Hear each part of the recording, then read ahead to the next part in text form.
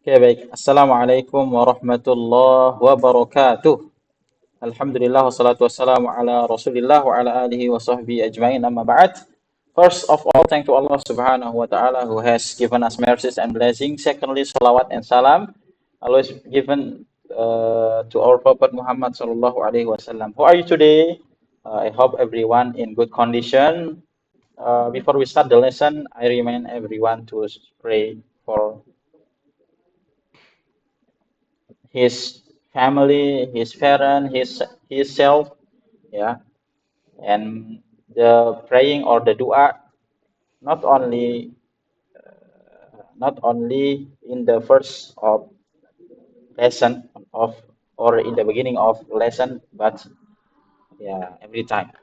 Okay, today inshallah after we study a lot of material about picky fasting. Inshallah, today we are gonna continue the material. Last meeting, we already talked about how to make decision about first day of Ramadan, of the last day of Ramadan, of or the first day of Shawwal for Lebaran, for Idul Fitri. Ya. Today, inshallah, we are gonna study about apa yang dilakukan ketika berpuasa. Itu terbagi menjadi beberapa hukum ya. Ada yang sifatnya sunnah, ada yang sifatnya boleh, ada yang sifatnya makruh, ada yang sifatnya haram. Oke, ya.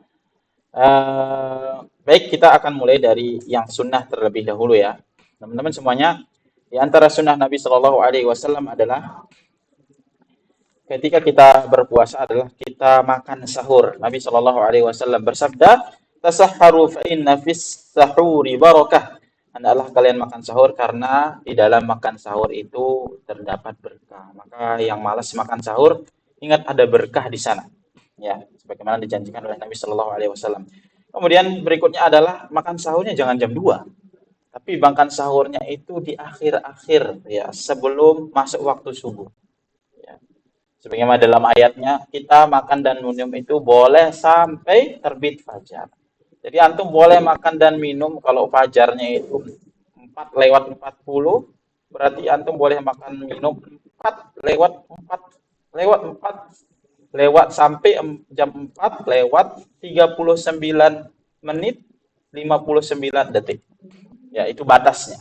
Dan disunahkan kita mengakhirkan sahur. Maka antum jangan makan sahurnya jam 2 jam 1 ya. Sunnahnya kita akhirkan sahur. Sebagaimana disebutkan dalam hadis Nabi Shallallahu Alaihi Wasallam, senantiasa umat itu dalam kebaikan ketika mereka mengakhirkan sahur. Kemudian kalau kita mau cek, Nabi itu makan sahurnya jam 2 atau jam 1, Ustaz. Ternyata disebutkan ya dari hadis Zaid bin Sabit bahwasanya kami makan sahur bersama Rasul Shallallahu Alaihi Wasallam, kemudian kami bangkit untuk sholat. Saya Anas bin Malik bertanya, berapa jarak waktu antara keduanya? Dia Zaid menjawab seukuran bacaan 50 ayat. Jadi seukuran jarak antara sahur Nabi dengan sholatnya Nabi itu jarak 50 ayat. Artinya Nabi itu sangat mengakhirkan sahur. Jadi yang makan jam 12 itu bukan sahur namanya, tapi makan malam. Oke, berikutnya adalah mempercepat berbuka. Mempercepat berbuka. Rasulullah SAW bersabda, orang-orang senantiasa dalam kebaikan selama mereka menyegerakan berbuka. Kemudian bukanya pakai gorengan atau es buah atau apa nih? Yang sunnah adalah antum pakai kurma. Ya. Yang sunnah itu pakai rutop, ya kurma basah ya. Diceritakan bahwa dari hadis Anas bin Malik, Rasulullah SAW biasa berbuka dengan menyantap beberapa butir rutop sebelum beliau sholat. Lalu bila tidak ada rutop, maka beliau menyantap tamar, kurma biasa ya.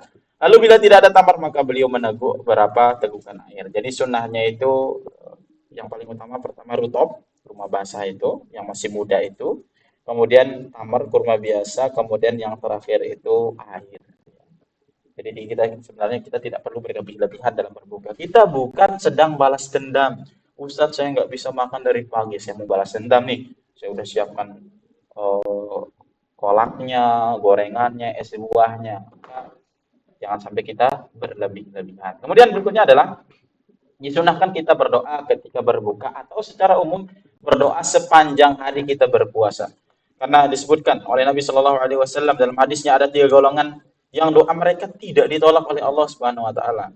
Di antaranya adalah orang yang berpuasa hingga dia berbuka. Jadi perbanyak doa ke kita ketika kita berpuasa. Ya, walaupun hadis ini disebutkan oleh para ulama, diperdebatkan oleh para ulama, tapi cukuplah ayat Al-Quran. Ketika Allah menyebutkan ayat-ayat tentang puasa, Allah selipkan di sana ayat tentang berdoa. Coba anda cek surah Al-Baqarah, di mana letak ayat wa idza sa'alaka ibadi anni fa inni qarib. Jikalau hambaku bertanya kepadamu wahai Muhammad, sungguh aku ini dekat. Ya. Ayat tentang doa Allah selipkan di sana di tengah-tengah ayat tentang bulan Ramadan, tentang puasa. Maka ini menunjukkan doa itu sangat dimakbulkan, di mustajab, diistijabkan di bulan Ramadan atau di saat kita berpuasa. Oke, berikutnya adalah katakan aku berpuasa.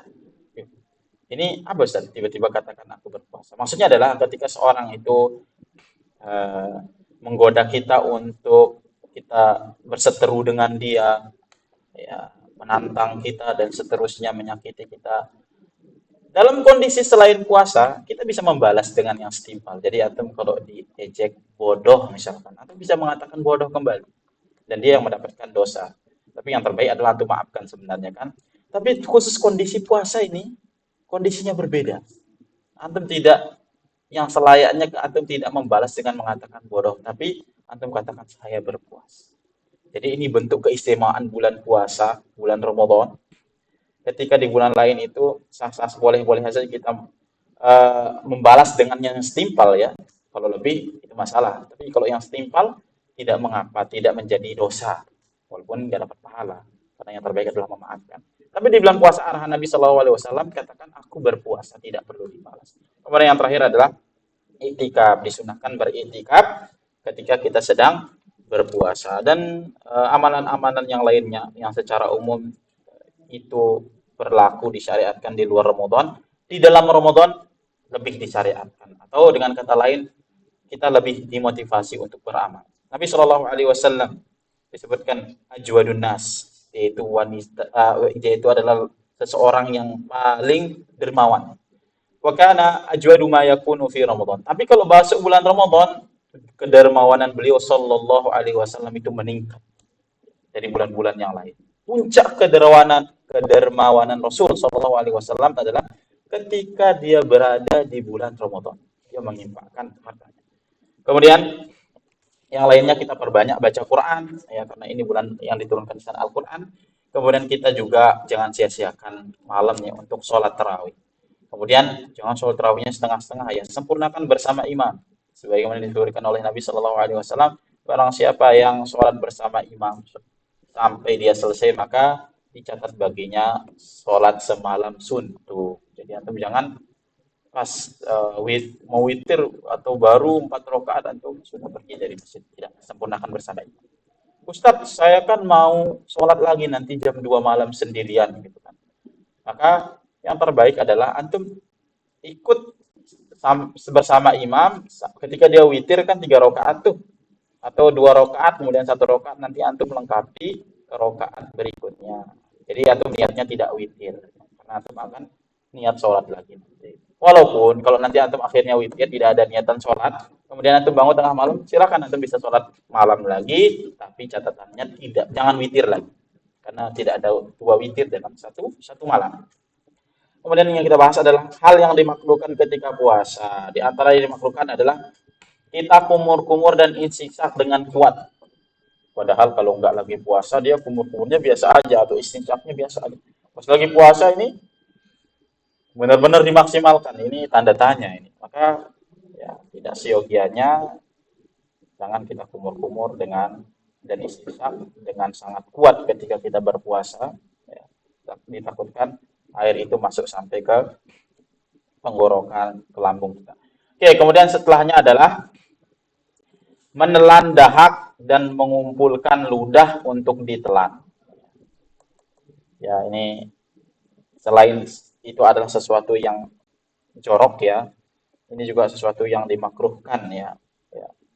Karena ia masuk ke dalam perut dan membuatnya kuat di samping menjijikkan dan mudarat yang terjadi karena perbuatan ini. Oke, seperti itu. Kemudian mencicipi rasa makanan tanpa menelan, tanpa keperluan juga. Tapi kalau keperluan, karena mencicipi itu nggak makan sebenarnya, kita menggunakan indera perasa kita, lidah kita, dan kita keluarkan lagi. Bukan cicip pakai sendok kemudian ditelan, itu bukan cicip namanya. Mencicipi ini untuk mengetahui ini makanannya apakah sudah manis, sudah gurih atau seperti apa. Tapi kalau orang tua antum sudah cicip, udah aman nak, gitu kan. Antum datang, enggak, saya mau cicip sendiri. Cicipnya sampai 2 kali gitu kan. Maka ini hal yang dimakruhkan. Ini catatannya kalau dia dikeluarkan ya, kalau bahasanya dilepeh gitu ya. Ya enggak Izhar? Tapi kalau ditelan, ini beda lagi, bukan makruh, tapi ini membatalkan puasa, maka hukumnya haram dan puasanya batal. Oke, selanjutnya yang boleh adalah apa aja yang boleh dilakukan ketika berpuasa?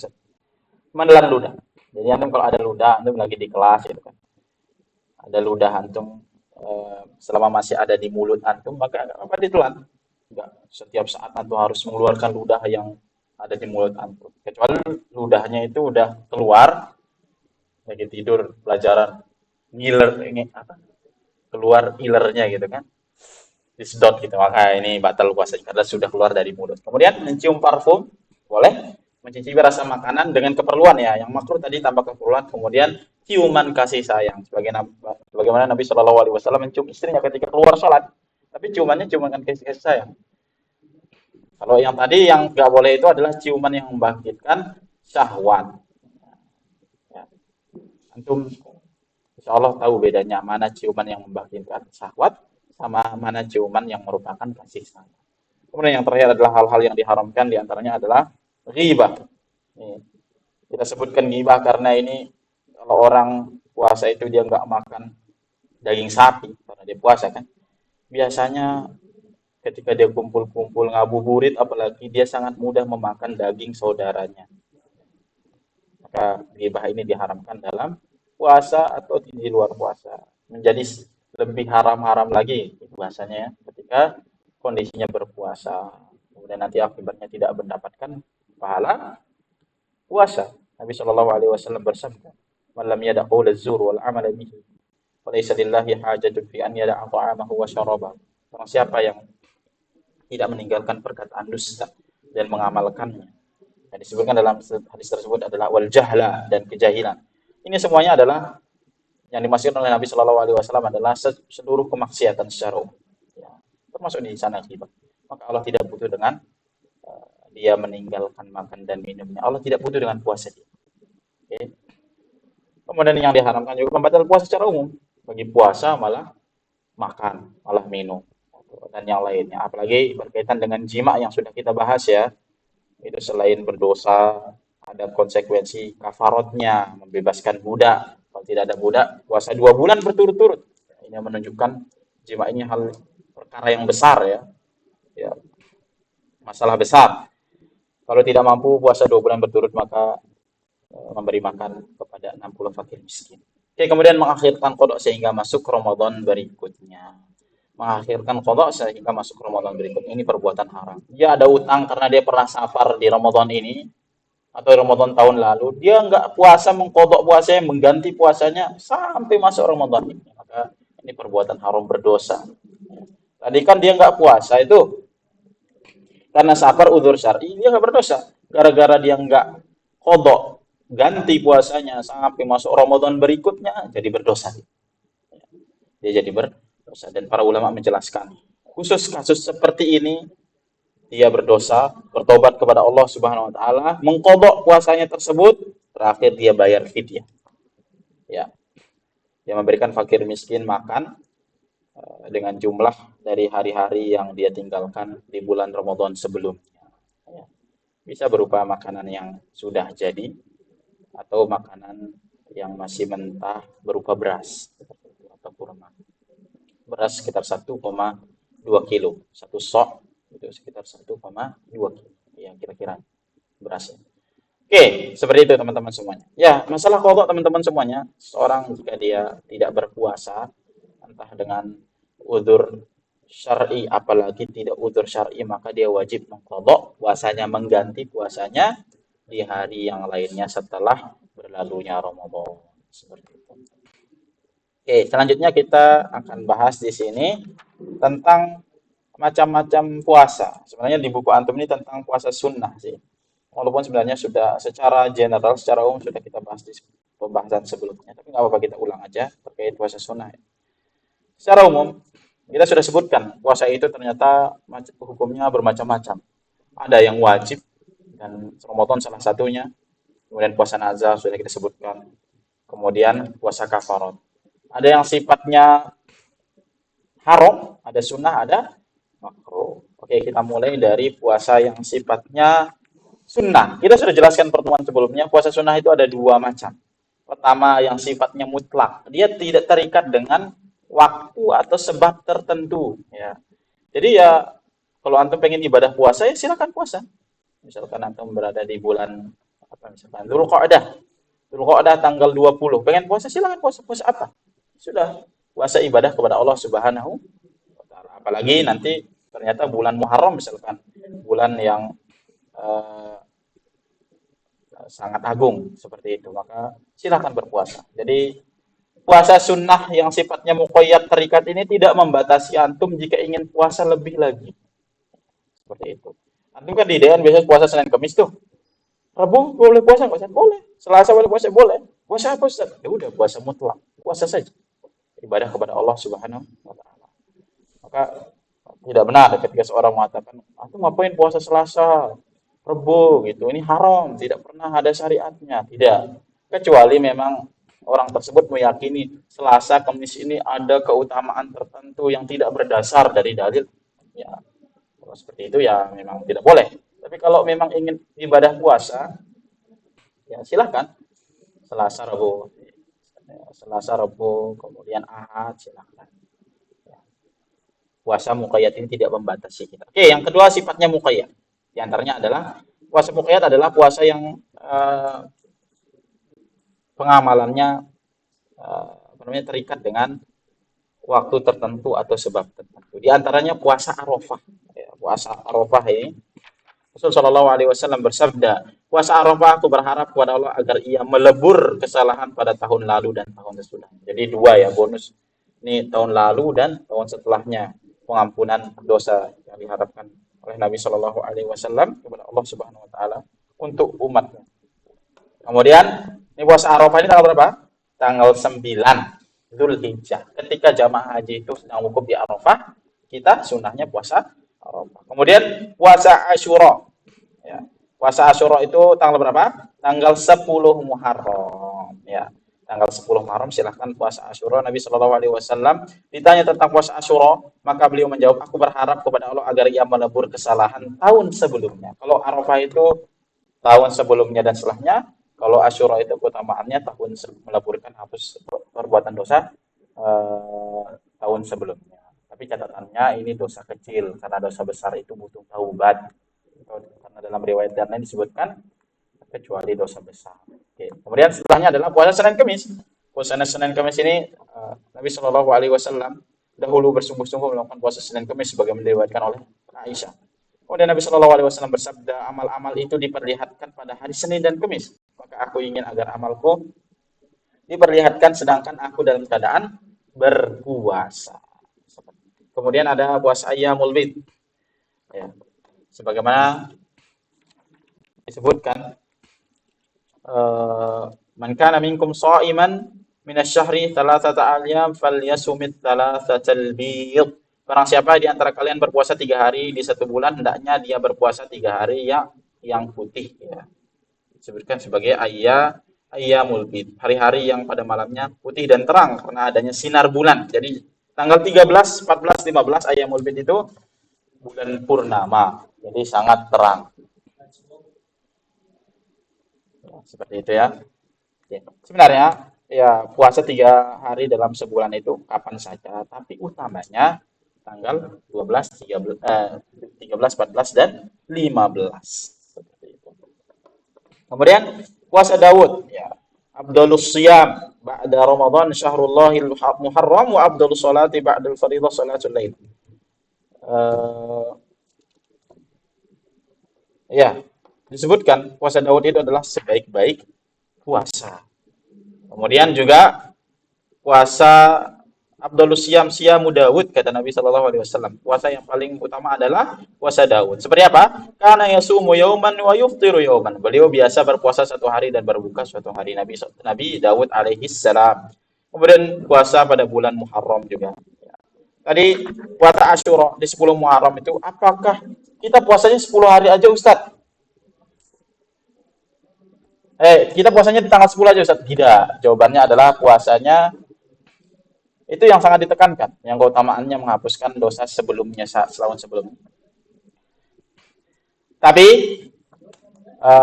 tidak menutup atau menghalangi kita untuk puasa juga tanggal 1 sampai tanggal 9. Ya, bahkan disebutkan ada puasa Tasu'a ya, untuk menyelisihi kaum Yahudi. Ya. Bahkan semua di puasa Muharram tanggal 11 sampai tanggal 30, tanggal 29 juga silahkan. Ya. Seperti itu.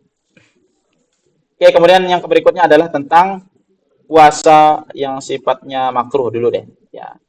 Kita mengkhususkan Jumat atau Sabtu berpuasa ini hukumnya makruh.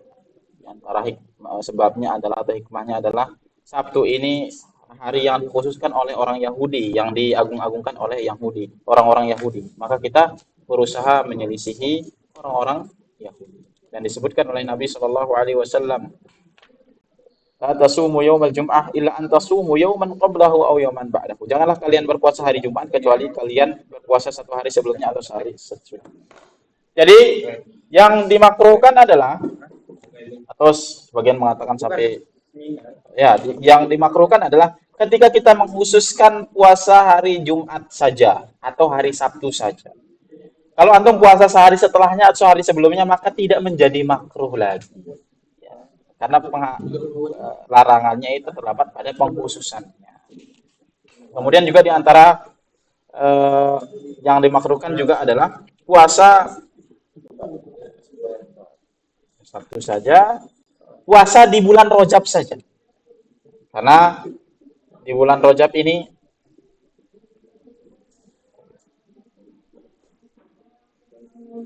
adalah bulan yang diagungkan oleh orang-orang jahiliyah. Jangan sampai kita puasanya Rajab doang. Ya, kecuali antum puasa di bulan lain juga. Ya, silahkan. Tapi mengkhususkan Rajab saja dengan berpuasa, maka ini kebiasaan orang jahiliyah. Kemudian yang terakhir adalah puasa yang hukumnya haram. Puasa yang hukumnya haram. Ada loh puasa yang hukumnya haram. Puasa apa? Puasa di hari raya. Ya. Maka kalau kita sedang Idul Fitri, Idul Adha, antum jangan berpuasa. Apalagi Idul Adha ya. Kita sana menyembelih, makan-makan, jangan berpuasa di sana. Haram hukumnya berpuasa di apa? Di hari Idul Fitri dan Idul Adha. Kemudian hari tasyrik juga. Nabi Shallallahu Alaihi Wasallam bersabda, ayamu aklin wa syurbin, hari tasyrik itu makan-makan, hari kita makan-makan dan minum-minum. Kita menyembelih 3 hari itu. Di hari tasyrik 11, 12, 13 Idul Hijjah, setelah kita Idul Adha, Lebaran Idul Adha. Maka sebagian mengatakan dimakruhkan, sebagian mengatakan diharamkan berpuasa di hari tasyrik. Kemudian yang terakhir adalah di antara yang dimakruhkan adalah puasa di antara yang diharamkan adalah puasa di hari Syak. Ya.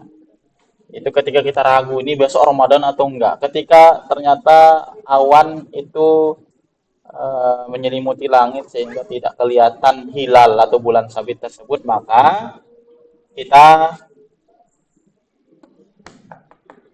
kita dilarang berpuasa. Karena Nabi Shallallahu Alaihi Wasallam, fa in hubbiya alaikum, kata Nabi Shallallahu Alaihi Wasallam, kalau kalian terhalang dari hilal melihat bulan sabit pada 29 Sya'ban tersebut, maka fa'akmilu iddata Sya'ban 30, maka genapkanlah bilangan Sya'ban 30 hari. Besok masih 30 Sya'ban, belum 1 Ramadan. Jangan puasa besok.